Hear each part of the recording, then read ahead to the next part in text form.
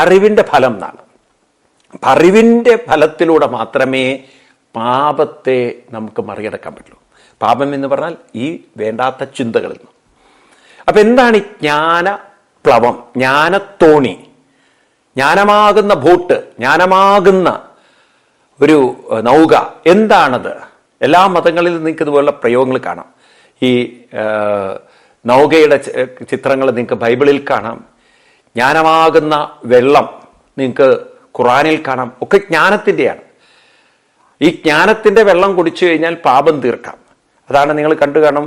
ഈ മക്കയിൽ പോയി എല്ലാവരും ഹജ്ജ് ചെയ്ത് കഴിഞ്ഞിട്ട് വരുമ്പം അവിടുന്ന് സംസം വെള്ളം കൊണ്ടുവരും.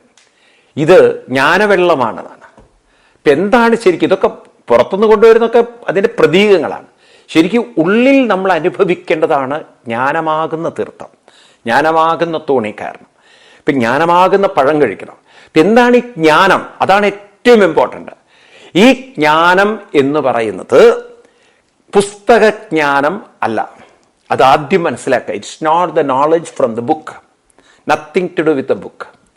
പിന്നെന്താണ് ജ്ഞാനം?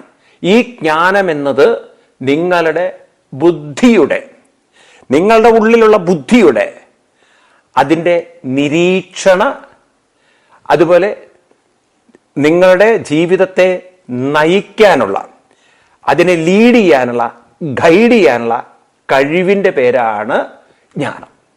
ഇപ്പം രണ്ട് വാക്കുകൾ നിങ്ങൾ മറക്കരുത്. ബുദ്ധിയുടെ self observation and self guiding. നിങ്ങളെ നിരീക്ഷിക്കാനും നിങ്ങളെ നിർദ്ദേശിച്ചുകൊണ്ട് നിങ്ങളെ നയിക്കാനുമുള്ള കഴിവിൻ്റെ പേരാണ് ജ്ഞാനം. ജ്ഞാനം is not something we are gaining from the book. ജ്ഞാനം is that which we are developing within ourselves. That is, first one is the self observation and second is the self transformation. നമ്മളൊന്ന് നമ്മളെ നിരീക്ഷിക്കുന്നു. അപ്പം എന്താണ് ഈ നിരീക്ഷണം? എന്താണ് ഈ ട്രാൻസ്ഫോർമേഷൻ അഥവാ സെൽഫ് ഗൈഡിങ്? നമ്മളെ ഗൈഡ് ചെയ്യുന്നു. വളരെ നിങ്ങൾ ആഴത്തിൽ പഠിച്ചാൽ നിങ്ങൾക്ക് നിങ്ങളുടെ സകല മനോവിഷമങ്ങളിൽ നിന്നും പുറത്തു കിടക്കാം. മനുഷ്യന്റെ ബുദ്ധിക്ക് ഏറ്റവും വലിയൊരു പ്രത്യേകത എന്ന് വെച്ചാൽ ഉള്ളിൽ നടക്കുന്ന മനോവികാരങ്ങളെ അതിന് കാണാൻ സാധിക്കും. The best and the highest and the super scanning system എവിടെയാണെന്ന് ചോദിച്ചു കഴിഞ്ഞാൽ നമ്മളിൽ തന്നെയാണ്. ഇപ്പം നമ്മുടെ ഉള്ളിൽ നടക്കുന്ന മനോവ്യാപാരങ്ങളെ തിരിച്ചറിയാനുള്ള കഴിവ് നമ്മുടെ ബുദ്ധിക്കുണ്ട്. ഇതിലും വലിയൊരു സ്കാനിങ് ലോകത്തിലില്ല.